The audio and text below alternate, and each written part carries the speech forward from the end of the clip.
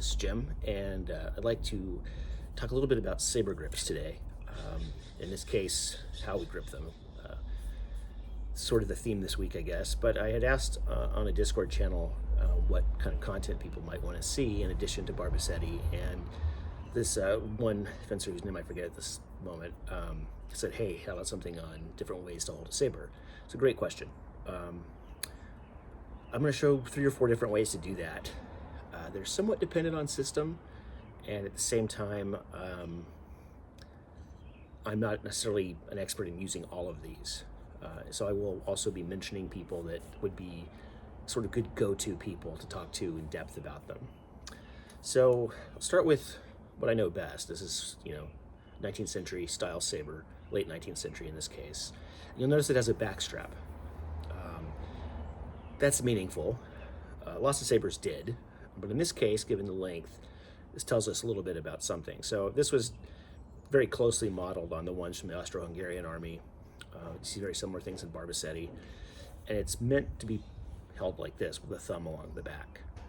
Okay, so my fingers are going to sort of pinch here, and these sort of stay against it. And so for Radaellian saber, for a lot of the Austro-Hungarian saber, that's a perfectly legitimate way to hold it. It's not the only way. I would call this a sort of a pinch grip. I don't know there's a better name for it. Even if you're using your elbow for the Molinelli or your wrist, you're still going to be finishing a lot of cuts with the fingers, and so this sort of is an ideal way to get that pop in there. If you've read Arlow, it's one of the Italo-Hungarian systems. Arlow's really cool. Russ Mitchell would be a really good guy, or Cat Larange, to talk to about that one. And it's a very similar grip. My thumb is along it, but I want the cap, I think is what he calls it, of the grip to be in my palm. And I'm going to hold that kind of like this. So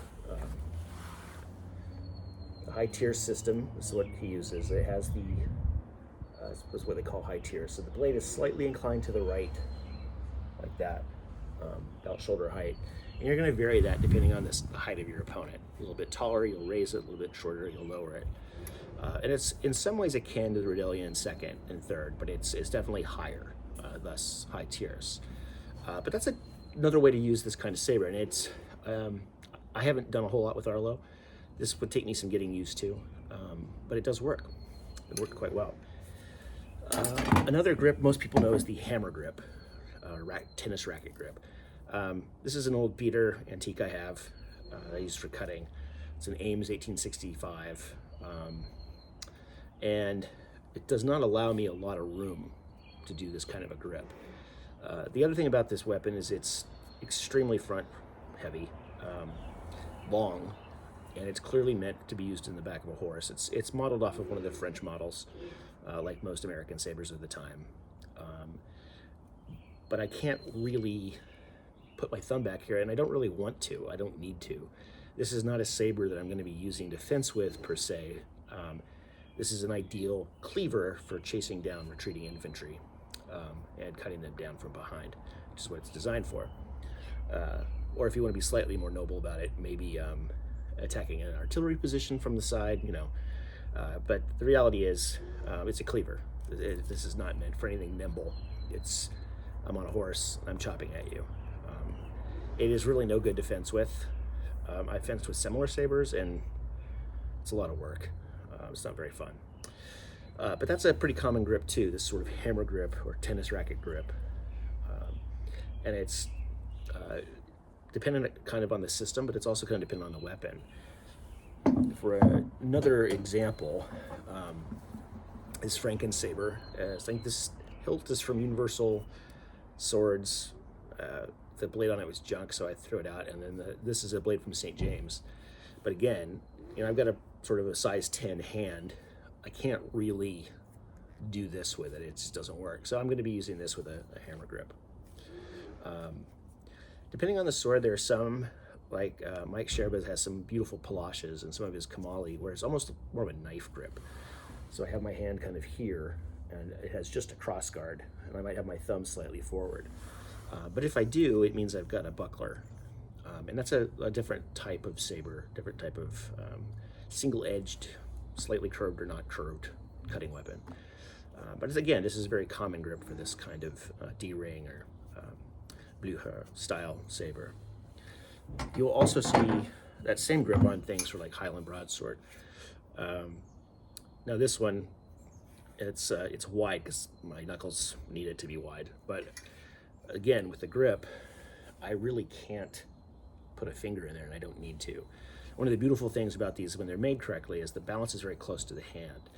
And so I don't need that kind of finger nimbleness because my wrist is going to be doing all of the moulinaise.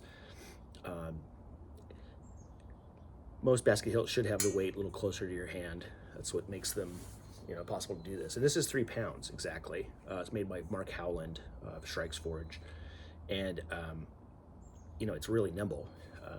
On that note, as thick as this blade is, it's very, very bendy.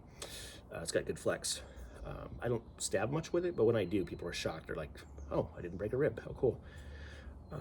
So just to repeat that real fast, these are basically four different grips. There is sort of the Radaellian pinch grip. Other systems use this too. You'll also see this in a lot of the French fencing manuals. And it's really good for finger dexterity. For high tierce, I'm going to have the butt cap in my palm, my thumb along the back strap, so I can hold that like this. And that might look kind of wonky, but it does actually work rather well.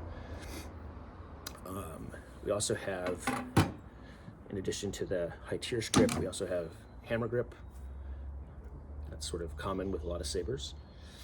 And then sort of a variation on that, it's a sort of more thumb forward grip. People to talk to about that, I would talk to Mike Sherba.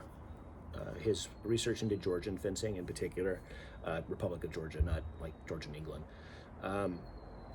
They use a variety of weapons, but like the khmali are usually straight, and it's assuming a different type of guard because they have a buckler in this hand. When you don't, it's probably best to keep your thumb back. So between hammer, knife, racquet, Radaellian pinch, and sort of the Arlow system where you've got that kind of butt cap in the palm, those are four sort of relatively common ways to hold a saber. And there are others. If you've got some of the weapons that have a thumb ring, that thumb has something to kind of hold on to. I don't have any of those currently, but I have used them, and I think when they're made well, they're really pretty cool. Patrick, my friend in Carlisle, he's a fencing master there, Carlisle, PA, he has a beautiful Walloon style basket hilt that I wasn't able to walk away with because he's very cagey and was watching me. But it's one of the only swords I've ever held, like a period sword, that has a thumb ring that I was like, oh wow, I totally get this now. But that's another option, and I don't have one of those this time, so maybe next time. But anyway, that's 4 basic grips, and I hope that's helpful. If it's not, let me know, and if it is, let me know too. If there's other stuff you'd like to know based on the type of blade, types of saber, I'll do my best to help you out. Thanks.